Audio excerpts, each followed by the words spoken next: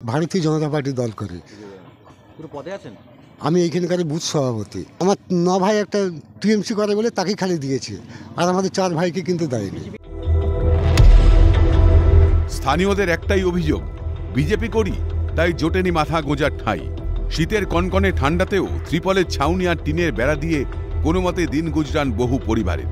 ছবিটা নদিয়া হরিণঘাটা চণ্ডীরামপুর বেলডাঙ্গার। করেছি, দিয়েছি, কাগজপত্র জমা দিয়েছি, দেব আমি 2বার দিয়েছি, কোনো সুযোগ সুবিধা আমি পাইনি। ভোট আসে, ভোট যায়, আশ্বাস মেলে বহু। অভিযোগ শুধু আবাস যোজনা নয়, বিজেপি করার অপরাধে একাধিক সরকারি সুযোগ সুবিধা থেকে বঞ্চিত হতে হয়েছে। প্রতিবার শুধুই বাড়ি ঘর সমেত গুচ্ছ গুচ্ছ ছবি তোলা হয় ওদের। ত্রিপলের ছাউনিতেই ভরসা রাখতে হয়। শুধু বিজেপি সমর্থকরা নন, আবাসের তালিকায় নেই রাজনীতির মারপ্যাঁচ থেকে দূরে থাকা মানুষগুলোর নামও। দিন যায়, লিখে নিয়ে যায়, ওই পর্যন্তই যা দেওয়া হবে।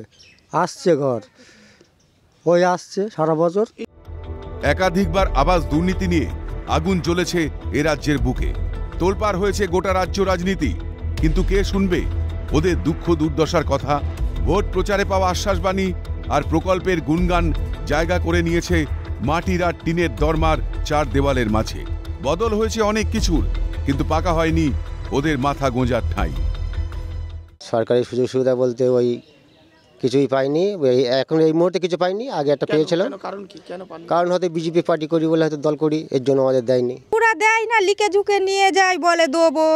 সবারই বাড়ি খোঁজ খবর নেয়, ভোট মিটে যায়, তার কোনো খোঁজ খবর নেয় না, কারো আসে না। ভোটের আগে আসবে, চলো এই করবা ওই করবা, দেবো, এইসব বলে, আর কিছু বলে না।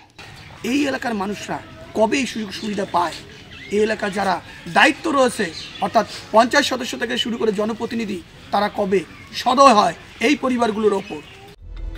প্রধানমন্ত্রী আবাস যোজনাকে ঘিরে কত মানুষ কতই না স্বপ্ন দেখেছিল। দায় ঠেলাঠেলির মাঝে আজও বঞ্চিত প্রকৃত প্রাপকরা। কবে মিলবে পাকাপোক্ত ঠাঁই?